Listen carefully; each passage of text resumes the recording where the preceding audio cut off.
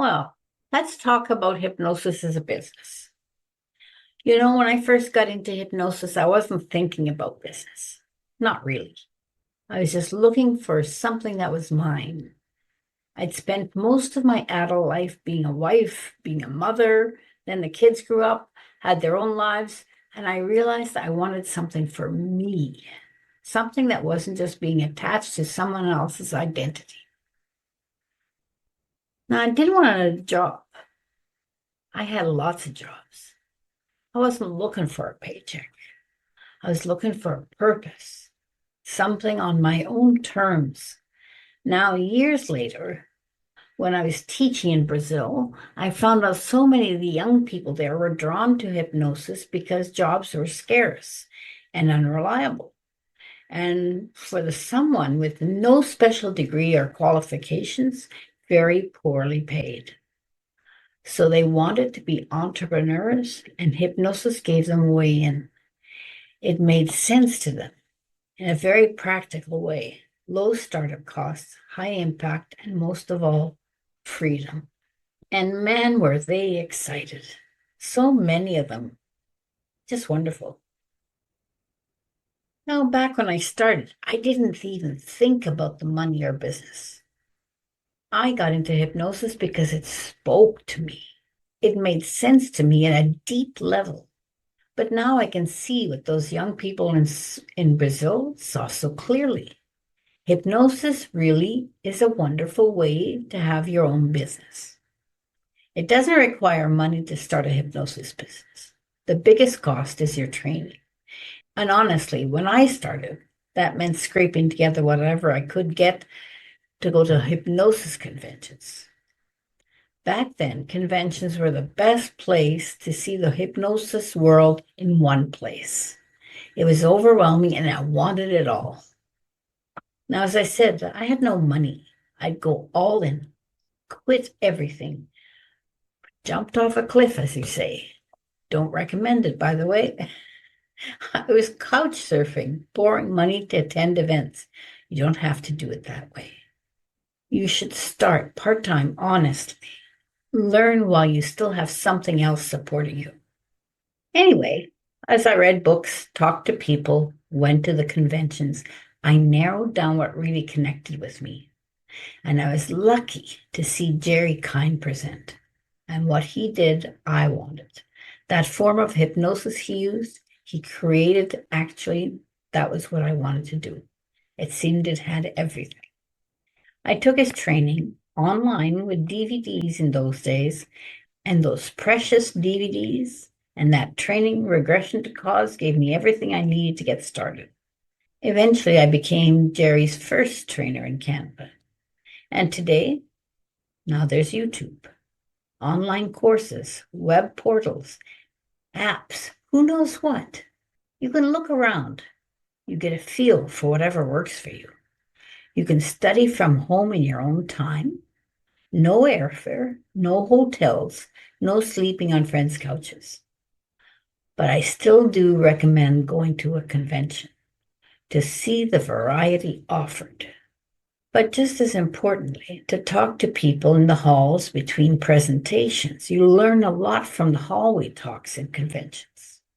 When I started, I rented an office because I didn't have any place to live. Later, when I get an apartment, I dropped the office and turned one room in the apartment to office space. These days, it's all Zoom. I don't even have a hypnosis chair anymore, just a laptop and me. That's the entire setup. The world has changed. You're not limited in clients to your city anymore. Your clients can come from anywhere. So what do you actually need to start? A good training and support, a laptop, and you. That's it. You don't need specialized equipment. You don't even need to quit your job. Many of my students start part-time, evenings, weekends, and they build from there. A hypnosis business, more than any other business, depends on you. It's all you. Your energy, your commitment, your curiosity. That's what drives this. Now, that's true with any entrepreneurial path. more so in this business, I would say. A hypnosis session is very personal interaction. This is not clinical consult. It's definitely personal interaction. You are the key, and you can choose the amount you want to work. I found 3 clients a day for 4 days. I could make an income, an okay income. But then you have some practitioners who work 5 clients a day, 5 to 6 days a week, and they make serious money. For me, I didn't want bags of money. I wanted to be able to live comfortably and have a life that gave me some meaning and still does. Now, marketing. First of all, I know nothing about marketing, except the biggest asset you have in hypnosis is you. That's why there's no real competition, because it's you that's on offer. The way you do things, you will attract clients because of you. You don't want anyone, you want the ones that want to work well with you. A hypnosis session is built on trust. In a session, it can be almost like a relationship. So don't try to be something you're not. In hypnosis, your business brand, if you like, is you. So be you. When I started, it was newspaper ads, talks to community groups, Lions clubs, MS associations, business groups. I didn't just talk, I did things. Live demonstrations, hypnosis games. I got 15 minutes to present and usually end up staying an hour because everyone was fascinated. And still true today. People love demos. If you can show the power of hypnosis in a fun, interactive way, it builds trust, it builds intrigue, and it builds your business. So I'd recommend learning a bit of hypnosis, stagecraft. It gives you massive confidence and makes you stand out. Watch street hypnosis videos online. Try some inductions, rapid inductions. Take some stage classes. Build a toolkit. And with Zoom and social media, you can still do demos. Go live on Facebook, on YouTube, post short clips. Yes, people might say it's fake or it's all AI now, but who cares? It gets attention. People who are looking for change will seek you out. It just has to be you. There are people who connect with you and people come and see you. Now, testimonials are huge. Make sure you collect them.